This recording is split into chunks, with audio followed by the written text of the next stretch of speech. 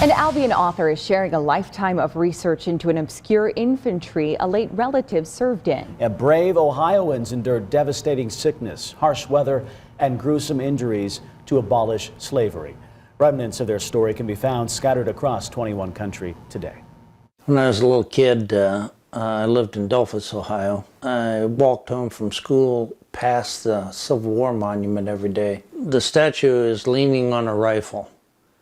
And it looked to me at first that he was, kind of striking a military pose, but the longer I looked at it, he just looked tired. And I thought that's probably more accurate. Mike Klinger has always been fascinated by the Civil War. The first book I ever read on it was fiction. It was Red Badge of Courage. And then I started reading broader histories, and finally I started specializing in battles and such. But it wasn't until he found a personal connection that it became an obsession. I found a list of soldiers in Company F, and there were 2 Klingers, and I asked him who they were. And my grandpa said, "That's my grandpa and my great uncle." Launching a lifelong mission to write the history of the 118th Ohio Volunteer Infantry. I started collecting 118th and looking for artifacts and letters and diaries just to fill out these guys' stories. I was probably 18, 19 years old when I started doing that. I've been very fortunate. I made some unusual discoveries. I took out an ad in a Civil War magazine saying I wanted anything on the 118th Ohio.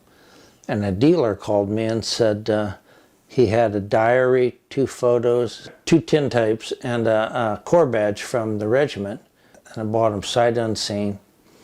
They came, and they were from a soldier named Asa Zeller. For decades, he visited museums, colleges, and historical societies, poring over the first-hand accounts of soldiers. One of the things that struck me the most when I was doing this research was how much they actually endured.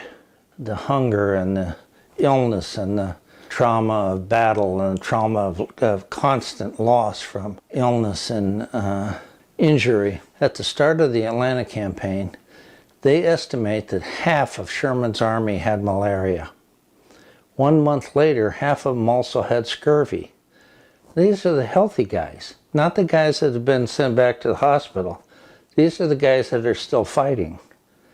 And that was about accurate for the 118th, too. Miraculously, Klinger's relative survived. I think the photographs are important because you look into these guys' eyes and you understand.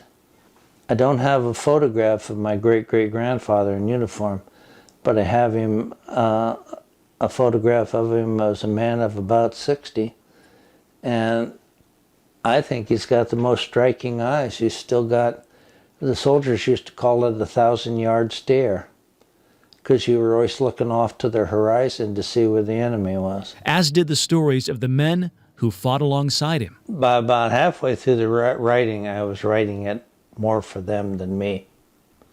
I wanted them to be remembered. Klinger's children are also passionate about their genealogy. His grandson is named after one of those soldiers, Asa. You can find a lot more information and photos of the men who served in the 118th.